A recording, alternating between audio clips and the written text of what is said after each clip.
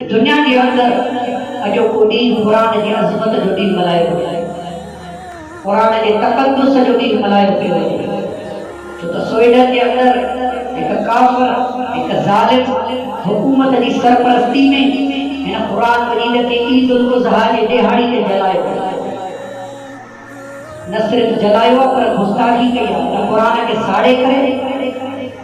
heat سٹے متھاں پیر تھاں ان کے مروڑے ہوئے الزام یہ ہوا کہ دہشت گرد مسلمان دہشت گرد پٹکے داڑھی مرو یہ انسانیت جہنم بردار انہوں کو پوچھا کیوں اج تک کئی مسلمان انجیل کے جلائے ہوا اج تک کئی مسلمان توریت کے جلائے ہوا اج تک کئی مسلمان گیتا کے جلائے ہوا اج تک کئی مسلمان کئی کافر دے مذہبی کتاب کے یا انہیں جو مذہب پر چھیڑ خانی کہیا کافر ایڈن بدن دہاڑن ہے میڈیا بھی ایسی سرکاری سطح دے کلے آقا علمدار حضرت محمد مصطفیٰ نے شان میں گستاخی تھا کر کلے دینا کٹھڑے قرآن کے جلانے کا مقابلہ تھا کر خدا کی ذات قسم دہشت گرد مسلمان نہ دہشت گرد یہ کافر ہے